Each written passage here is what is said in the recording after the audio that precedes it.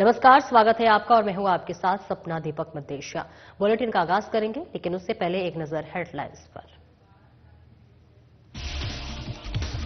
उज्जैन पहुंचे मध्य प्रदेश के मुख्यमंत्री डॉक्टर मोहन यादव विक्रम उत्सव को लेकर आयोजित बैठक में हुए शामिल, कार्य की समीक्षा कर दिए कई दिशा निर्देश। कांटाफोड़ में आवंटन के पश्चात भी वेतन को तरस रहे अतिथि शिक्षक, दिनचर्या से नुकसान झेलने को मजबूर अतिथि शिक्षकों ने असंतोष व्यक्त किया। सारंगपुर में फर्जी पेट्रोल पंप के खिलाफ हुई कार्रवाई, छापेमारी के दौरान 17,000 लीटर डीजल किया गया जब्त, कलेक्टर गिरीश मिश्रा के निर्देशन में की गई कार्रवाई। मोहना बड़ौदिया में निःशुल्क साइकिल वितरण समारोह का आयोजन, सीएम राज्य स्कूल में 272 साइकिलों का किया गया वितरण, छात्र छात्राएं साइकिल पाकर हुए खुश। और महिदपुर में मजदूरी करने जा रही महिलाओं के साथ हादसा, पिकअप वाहन पलटने से 3 लोगों की मौत, 25 लोग घायल, घायलों का इलाज अस्पताल में जारी।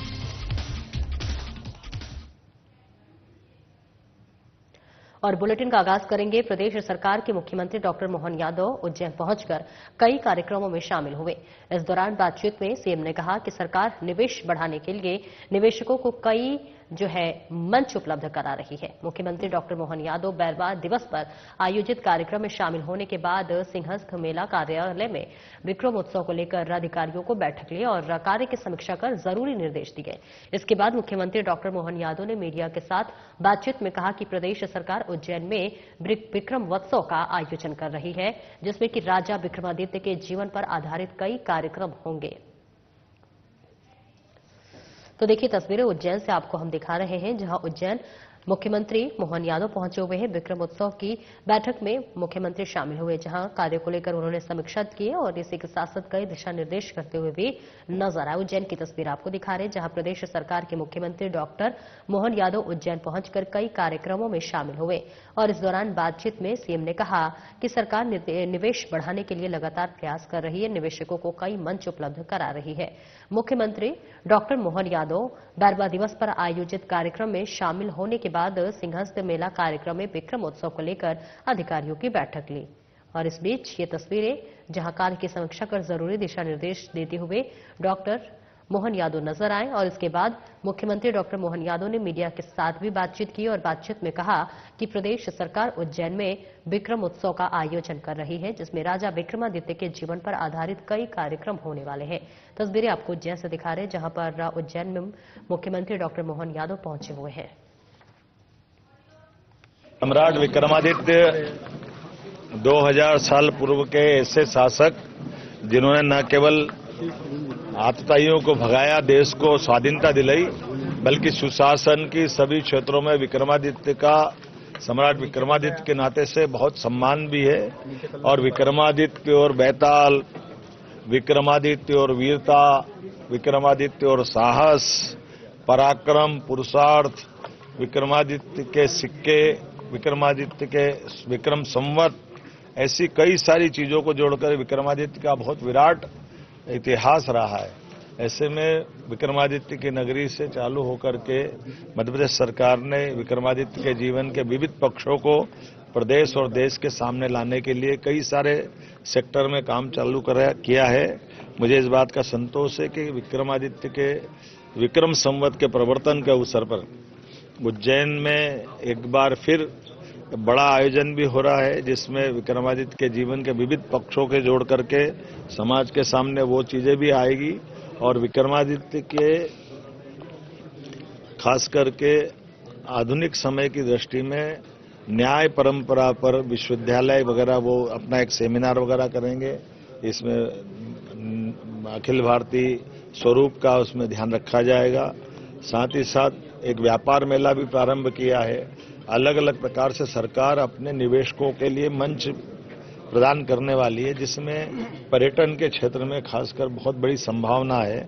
हमारा अपना मध्य प्रदेश महाकाल के महालोक बनने के बाद 2022 से भारत की सबसे ज्यादा धार्मिक पर्यटन की फुटफॉल या हमारे धार्मिक पर्यटक उज्जैन आए हैं।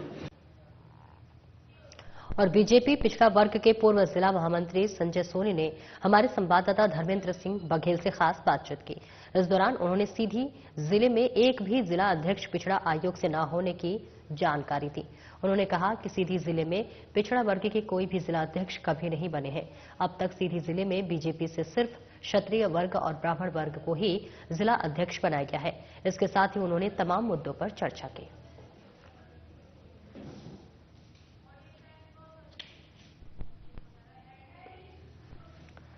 तो तस्वीरें आपको दिखा रहे हैं जहां पर बीजेपी पिछड़ा वर्ग के पूर्व जिला महामंत्री संजय सोनी ने हमारे संवाददाता से बातचीत की है।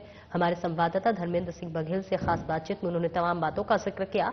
इस दौरान उन्होंने सीधी जिले में एक भी जिला अध्यक्ष पिछड़ा आयोग से न होने की जानकारी भी साझा की है। उन्होंने कहा कि सीधी जिले में पिछड़ा वर्ग के कोई भी जिला अध्यक्ष कभी नहीं बने हैं और अब तक सीधी जिले में बीजेपी से सिर्फ क्षत्रिय वर्ग और ब्राह्मण वर्ग को ही जिला अध्यक्ष बनाया गया है। और इसके साथ ही उन्होंने तमाम मुद्दों पर चर्चा की। सीधी से तस्वीर आपको दिखा रहे हैं जहां पूर्व जिला महामंत्री संजय सोनी से खास चर्चा की गई। संवाददाता हमारे धर्मेंद्र सिंह बघेल ने उनसे खास बातचीत की, जिसमें तमाम बातों का जिक्र करते हुए संजय सोनी ने कई मुद्दों पर विस्तारपूर्वक चर्चा की। भारतीय जनता पार्टी में माननीय राजनाथ सिंह जी के मंच से 6 अप्रैल 2024 को हम सभी की सदस्यता दोबारा बहाल की गई। इसके बाद कोई निष्कासन भी नहीं हुआ। कुछ लोग उसमें टिप्पणी करते हैं कि ये व्यक्ति भाजपा में नहीं है, फालतू में, जबकि सक्रिय सदस्यता भी है। ऑनलाइन जो भी फॉर्मेलिटीज होती हैं और हमारी कर्मठता आप देखते होंगे कि मैं निरंतर भारतीय जनता पार्टी के प्रति तल्लीन हूँ। हाँ, जो नेता या जो व्यक्तिगत गलत काम करते हैं उनको मैं पब्लिक में लाता हूं और मैं एक ऑनेस्ट आदमी हूं। जो व्यक्ति मुझसे जुड़े हुए हैं वो जानते हैं कि ईमानदार आदमी है। और राज्य सरकार की ओर से दैनिक वेतन मान पर शैक्षणिक व्यवस्था संभाले हुए अतिथि शिक्षकों के मानवीय के लिए अच्छे परिवर्तन के पश्चात समय समय पर राशि आवंटन कर वेतन भुगतान करने की दिशा में निर्देश जारी किए जाते हैं। आपको बताते चले कि वहीं दूसरी ओर अगर बात कर ले तो ऐसी व्यवस्था में बैठे हुए अधिकारियों की कार्य के प्रति उदासीनता को देखते हुए कन्नौज विकास खंड के अतिथि शिक्षक नवंबर माह की मानदेय के लिए तरस रहे हैं, जिससे उनकी दिनचर्या में नुकसान झेलने को मजबूर है। ज्ञात हो कि 13 दिसंबर को लोक शिक्षण संचालनालय की ओर से देवास जिला अंतर्गत कन्नौज विकासखंड को 2,06,70,000 रुपए की राशि प्रदान की गई थी, जिसे स्पष्ट रूप से उल्लेखित किया गया था कि अतिथि शिक्षकों को नियत समय अवधि में नवंबर 2024 में जनवरी 2025 तक का भुगतान किया जाना सुनियोजित किया जाए, जबकि खातेगांव विकासखंड में समस्त कार्यरत अतिथि शिक्षकों को भुगतान समय सीमा में कर दिया गया, जिसको लेकर अतिथि शिक्षकों ने असंतोष व्यक्त की है। जहां पर अब देखना यह है कि किस प्रकार वरिष्ठ अधिकारी इस विषय पर संज्ञान लेते हैं।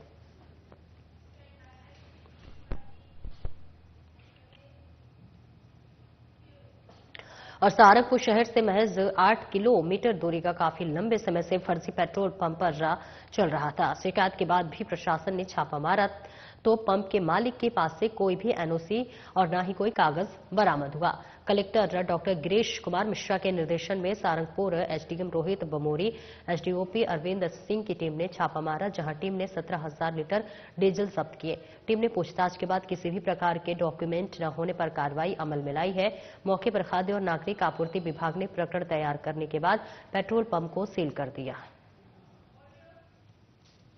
पहले कई बार कलेक्टर महोदय को यह शिकायत मिली थी कि साई फ्यूल पंप पर अवैध रूप से डीजल बेचा जा रहा है। उक्त महोदय में कलेक्टर महोदय ने जांच करने के निर्देश दिए थे। इस उक्त संबंध में आज राजस्व पुलिस की और खाद्य विभाग की संयुक्त टीम गई जांच करने के लिए। जांच में ये पाया गया कि उसके पास जो दस्तावेज होने चाहिए और मौके पे कोई दस्तावेज उपलब्ध नहीं थे। उसके साथ साथ दस्तावेज नहीं होने के साथ साथ भी क्या उसके पास कोई ऐसे रिकॉर्ड नहीं थे जिसके पंप का हमें संदिग्धता प्रतीत हुई। उसके लिए इसके सैंपल लिए गए। लगभग 17,000 लीटर डीजल हमने जब्त किया गया और सैंपल लेकर के भोपाल लैब में उसके सैंपल भेज रहे हैं। कलेक्टर महोदय के दूरभाष पर निर्देश मिले थे, इस कारण से उस फ्यूल पंप को तत्काल प्रभाव से सील। और 2024 का आखिरी दिन महिदपुर में दुखद घटना लेकर चला गया। महिदपुर के पास डेलची, बंजारी, बलाई खेड़ा की लगभग 30 से 35 महिलाएं मजदूरी करने पिकअप वाहन में बैठकर रतलाम जा रही थी। इस दौरान पिकअप वाहन लापरवाही पूर्वक चलाया जा रहा था, तभी वाहन अनियंत्रित होकर पलट गया, जिसमें 2 महिला और एक 15 वर्षीय बच्चे की मौके पर ही मौत हो गई। इस घटना में मौत होने वाले लोगों में मां और बेटी भी शामिल है। 17 घायलों का शासकीय अस्पताल महिदपुर में उपचार चल रहा है और 8 गंभीर घायलों को जिला अस्पताल उज्जैन रेफर किया गया है। जानकारी के अनुसार चालक मौके से फरार है। अस्पताल में चारों तरफ घायलों और मृतकों के परिवारजनों का तांता लगा हुआ है। वहीं परिजनों का रो रो कर बुरा हाल है। तो तस्वीरें आपको दिखा रहे हैं महिदपुर से, जहां पर मजदूरी करने जा रही महिलाओं के साथ ये बेहद दुखद और बड़ा हादसा हुआ है। पिकअप वाहन पलटने से वजह से ये पूरी तरह से घटना हुई है, जहां 3 लोगों की मौत की खबर सामने आ रही है तो वहीं 25 लोगों के घायल होने की भी जानकारी आ रही है और जो घायल हैं उन्हें इलाज के लिए अस्पताल में भर्ती किया गया है, जहां वो उपचाररत हैं। तस्वीरें आपको दिखा रहे, देखिए 2024 खत्म हो चुका है और 24 के आखिरी दिन ही महिदपुर में ये बड़ी घटना देखने को मिली है, जहां पर आपको बता दें महिदपुर के पास डेलची, बंजारी, बलाईखेड़ा की लगभग 30 से 35 महिलाएं मजदूरी कर पिकअप वाहन में बैठकर जा रही थी। एक बोलेरो पिकअप वाहन, क्रमांक है उसका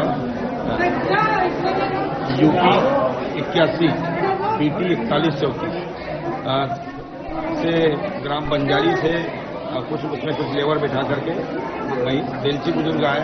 चालक और डेलची बुजुर्ग से लेबर बैठा करके ये थाना ताल जिला रतलाम क्षेत्र में जा रहे थे, जो सुबह करीब 8:30 बजे ग्राम डेलची बुजुर्ग और बरूखेड़ी के बीच में बोलेरो वाहन पिकअप के चालक ने वाहन को तेजी व लापरवाही से चलाकर रोड के बाएं साइड वाहन पलटा दिया, जिसमें करीब 3 लेबरों की, सभी घायलों को यहां महिदपुर अस्पताल लाया था।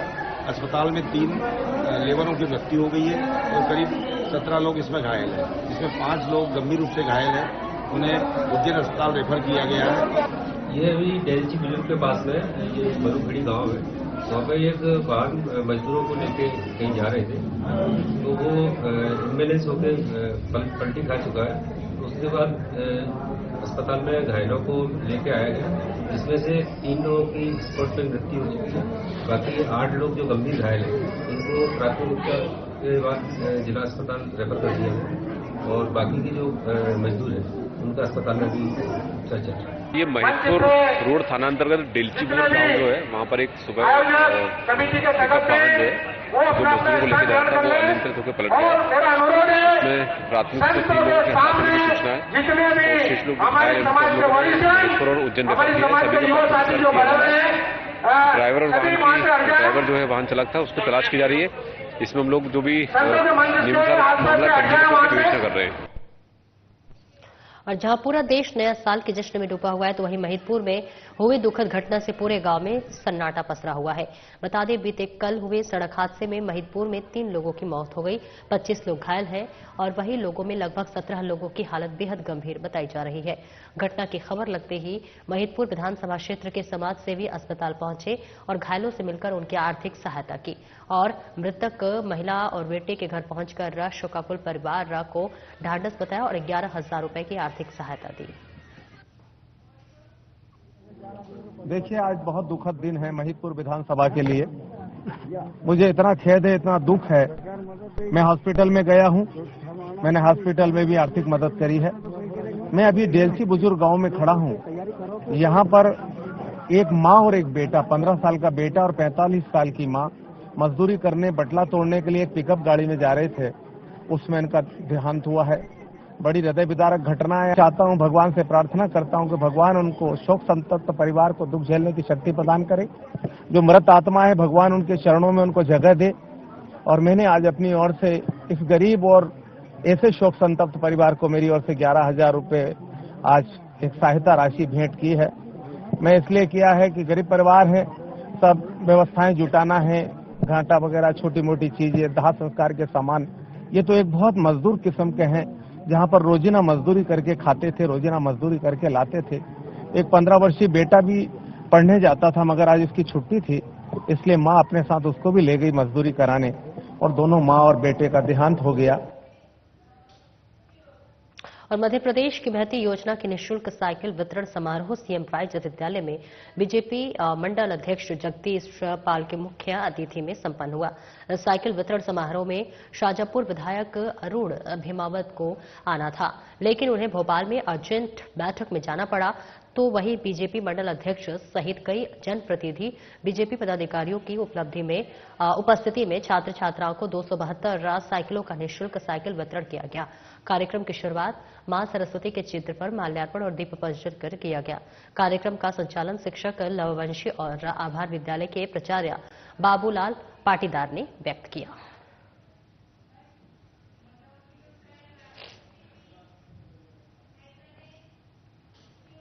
बजरंग दल की ओर से हर साल शौर्य दिवस के उपलक्ष्य में शौर्य यात्राओं का आयोजन सभी जिलों में किया जाता है। इसी कड़ी में नरसिंहगढ़ में जिला स्तरीय शौर्य यात्रा निकाली गई, जहां आपको बता दें बजरंग दल प्रांत संयोजक सुशील सुडेले का उद्बोधन रहा। संचलन से पहले मुख्य वक्ता की ओर से सभी कार्यकर्ताओं को त्रिशूल देकर उन्हें दीक्षा दिलवाई गई। वहीं दीक्षा के बाद बजरंग दल प्रांत संयोजक ने हिंदू जनमानस के बीच गीता जयंती से जुड़े शौर्य के प्रसंगों का वर्णन किया। यात्रा नगर के नरसिंह स्टेडियम में प्रारंभ होकर नगर के विभिन्न मांगों से होती हुई स्टेडियम ग्राउंड पर ही खत्म हुई। श्री 1008 कृष्णापुरी भी महाराज के आशीष वचन प्राप्त हुए। कार्यक्रम में प्रमुख रूप से संत रामदास जी महाराज, विभाग मंत्री कपिल शर्मा, विभाग संयोजक राजू मेड़ा, जिला संयोजक नितेश पुष्पद समेत जिला और सभी प्रखंडों के बजरंग दल कार्यकर्ता पदाधिकारी मौजूद रहे। दिसंबर 1992 को गीता जयंती के पावन दिन पर इस देश के हिंदू समाज की छाती पर मूंग दल रहा हुआ वो कलंक का ढांचा, बाबरी नाम के इस ढांचे को हिंदू समाज ने संतों के मार्गदर्शन में 6 दिसंबर को उखाड़ करके फेंक दिया था। हिंदू समाज 500 वर्षों से उस गुलामी के कलंक के ढांचे को, तो बाबर नाम जो एक लुटेरा था, एक आतताई था, एक आतंकवादी था, जो विदेशी था, उसके नाम से बने हुए ढांचे को ढहा करके अपने शौर्य का प्रकटीकरण हिंदू समाज ने किया था। प्रतिवर्ष बजरंग दल संपूर्ण देश भर के अंदर गीता जयंती को शौर्य दिवस के रूप में मनाता है। और खबर बालाघाट से है, जहां पर आगामी दिनों में वर्षा की संभावना को दृष्टिगत रखते हुए उपार्जन केंद्रों पर उपलब्ध धान के सुरक्षित भंडारण के लिए 30, 31 दिसंबर और 1 जनवरी को समर्थन मूल्य पर धान का उपार्जन कार्य स्थगित करने के आदेश जारी किए गए हैं। जिला आपूर्ति अधिकारी ज्योति बघेल आर्य ने जानकारी दी थी कि खरीफ विपणन वर्ष 2024-25 में समर्थन मूल्य पर धान विक्रय करने के लिए जिन किसानों द्वारा स्लॉट बुक किया गया है, उनके स्लॉट की वैधता अवधि 5 कार्य दिन बढ़ाई गई है और इसकी सूचना एसएमएस के माध्यम से किसानों को दी जा रही है। 2 जनवरी 2025 से किसानों द्वारा नियमित रूप से धान का विक्रय उपार्जन केंद्रों पर किया जा सकेगा। वहीं ई उपार्जन पोर्टल पर पंजीकृत किसानों को समर्थन मूल्य पर धान विक्रय का अवसर देने के लिए उपार्जन की अंतिम तारीख 20 जनवरी से बढ़ाकर 23 जनवरी निर्धारित कर ली गई है।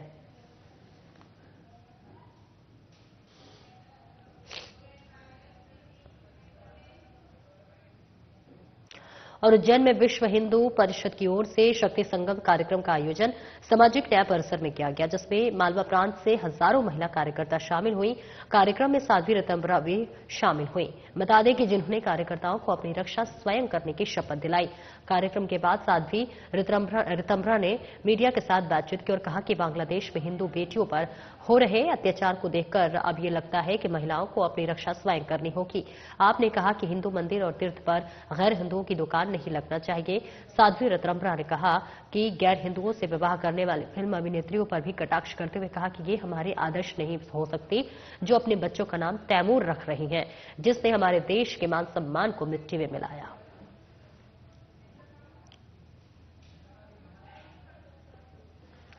तो देखिए तस्वीरें दिखा रहे उज्जैन से, जहां पर विहिप का शक्ति संगम कार्यक्रम चल रहा है। हजारों स्वयं सेविका भी इस पूरे कार्यक्रम में शामिल हुई। तो वहीं साध्वी ऋतंभरा भी इस कार्यक्रम में शामिल हुई और संबोधित करते हुए नजर आई। तमाम बातों का जिक्र किया और इसी के साथ साथ बताते चले कि उज्जैन में विश्व हिंदू परिषद की ओर से शक्ति संगम कार्यक्रम का आयोजन सामाजिक न्याय परिसर में किया गया है, जिसमें मालवा प्रांत से हजारों महिला कार्यकर्ता शामिल हुई हैं।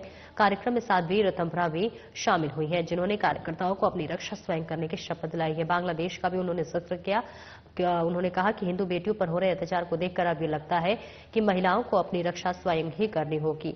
आपने कहा कि हिंदू मंदिर और तीर्थ पर गैर हिंदुओं की दुकान नहीं लगना चाहिए। इसी के साथ साथ साध्वी ऋतंभरा ने गैर हिंदुओं से विवाह करने वाली फिल्म अभिनेत्रियों पर कटाक्ष करते हुए कहा कि ये हमारे आदर्श कभी हो ही नहीं सकते। हजारों की संख्या में आज यहाँ दुर्गाएं एकत्रित हुई थी इस संकल्प के साथ जो हमारे देश धर्म पर चुनौतियां हैं उसको हम स्वीकार करते हैं और भारत की भूमि सनातन भूमि है। इसकी व्यवस्था, इसकी परंपरा में प्रदूषण पैदा ना हो उसके लिए उन्हें सजग रहना है।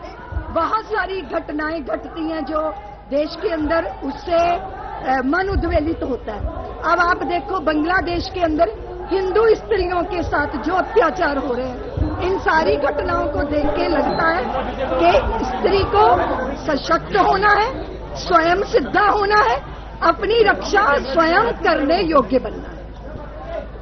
ठीक है जी। दीदी, जिस तरह का माहौल देश में चल रहा है, बहन बेटियों के साथ में जो जिस तरह का दुराचार हो रहा है उसको लेकर क्या कहना चाहिए? इसी सवाल में देखिए, संस्कारों का प्रबल होना बहुत जरूरी है।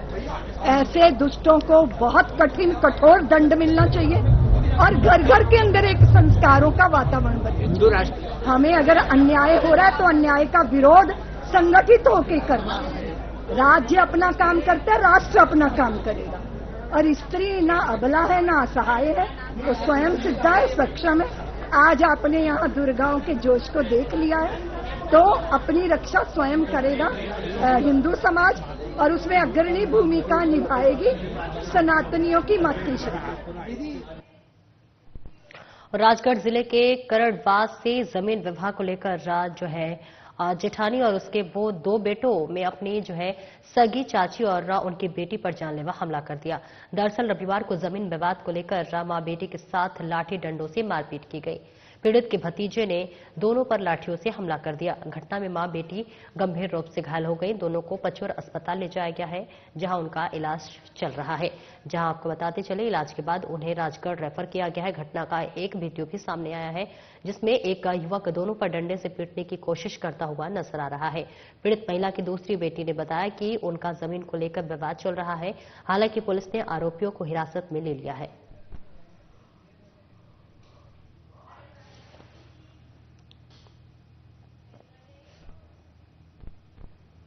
और उज्जैन पुलिस ने नागदा में हुई सनसनीखेज लूट का खुलासा करते हुए ग्वालियर के 4 बदमाशों को गिरफ्तार किया है, जबकि लूट का मास्टरमाइंड फिलहाल अभी फरार चल रहा है।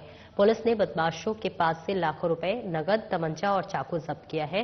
बता दें कि पुलिस कंट्रोल रूम में एसपी प्रदीप शर्मा ने मामले का खुलासा करते हुए बताया कि 25 दिसंबर को नागदा में दिन दहाड़े शराब कंपनी के ऑफिस में घुसकर हथियारबंद बदमाशों ने कैशियर से 18 लाख रुपए, नगद और सोने की चेन लूटकर फरार हो गए थे। पुलिस ने सीसीटीवी फुटेज और अन्य जानकारी के आधार पर बदमाशों को ट्रेस करते हुए 4 बदमाशों को गिरफ्तार कर लिया, जो कि ग्वालियर की राधे राधे गैंग के सदस्य हैं, जिन्होंने शराब कंपनी के पूर्व कर्मचारी कौशल गुर्जर के साथ मिलकर घटना को अंजाम दिया था, जो कि फिलहाल फरार है। पुलिस ने इनके पास से 11 लाख रुपए, नगद, एक तमंचा, चाकू और वारदात में प्रयुक्त 2 बाइक जब्त की है। पकड़े गए बदमाशों के खिलाफ 3 दर्जन से अधिक आपराधिक प्रकरण दर्ज हुए हैं। वहीं फरार कौशल गुर्जर पर 30,000 रुपए का नगद इनाम भी घोषित किया गया है। एसपी प्रदीप शर्मा ने बताया कि बदमाश पुलिस से बचने के लिए जो है लगातार प्रयास कर रहे हैं, पर प्रयास में बैरियर से टकराव घायल हुए हैं। नागदा में 25 तारीख को एक लूट की घटना हुई थी शिवा बाबा फूड्स के यहाँ। उनके यहाँ से 1-2 महीने पूर्व बर्खास्त खुदा कर्मचारी कौशल गुर्जर, उसने अपने 4 अन्य साथियों के साथ मिलकर इस घटना को कारित किया था। इसमें उसके 4 अन्य साथियों की आज जानकारी मिली थी कि ये जावरा से नागदा होते हुए ग्वालियर की तरफ जा रहे हैं, इसलिए इनको बेडंगिया पुल के पास एम्बुश किया गया, जहां पर ये बैरिकेड से टकराए और चारों को चोटें आई हैं। इनकी दोनों मोटरसाइकिलें जो इन्होंने घटना में शामिल की थी, KTM और R15, वो बरामद कर ली गई है। करीब 11 लाख रुपए इनसे ऑलरेडी मशरूका बरामद कर लिया गया। एक आरोपी कौशल गुर्जर इसमें फरार है, जो भी ग्वालियर का रहने वाला है। उसके लिए अलग से 30,000 रुपए का इनाम घोषित किया जा रहा है। और इसके संबंध में आसपास के जिलों में भी सूचना जारी की जा रही है कि अगर इनके ऊपर ऑलरेडी 3 दर्जन से ज्यादा अपराध हैं, कहीं ये ऑलरेडी वांटेड हो या फरार हो, तो उसके संबंध में हम आसपास के सभी क्षेत्रों में जानकारी शेयर करेंगे। किसी गैंग से संबंधित है? एक राधे राधे गैंग, ऐसा ग्वालियर पुलिस ने इसमें हमारी बहुत मदद करी है और उनके द्वारा जानकारी में बताया गया कि एक राधे राधे गैंग वहां की जो लोकल लूट और चोरी में रहती है उससे उनका संबंध होने की आशंका जाहिर की, जिसके बारे में जांच पड़ताल जारी है। इसकी योजना किसने बनाई थी वारदात? इसमें कौशल गुर्जर जो यहाँ पर काम करता था, उसको 2 महीने पूर्व यहाँ से निकाल दिया गया था। उसके बाद वो अपने दोस्तों के संपर्क में आया और एक आकाश जाटव जो ग्वालियर का रहने वाला है, मुरार का, उसके संपर्क में आने के बाद इसने ये पूरी योजना बनाई। बैतूल जिले में पिछले 2 दिनों से हो रही बारिश के बाद अब नजारा कोहरे के आवागोश में लिपटा नजर आ रहा है। सुबह से ही जिले में घना कोहरा छाया हुआ है। शहर से लेकर हाईवेज तक विजिबिलिटी 10 मीटर तक यहां किसी उससे भी कम नहीं, जिससे नेशनल हाईवे पर कई स्थानों पर ट्रक चालक कोहरा छट्टे का इंतजार करें। लगातार परेशानियां बढ़ती हुई नजर आ रही हैं।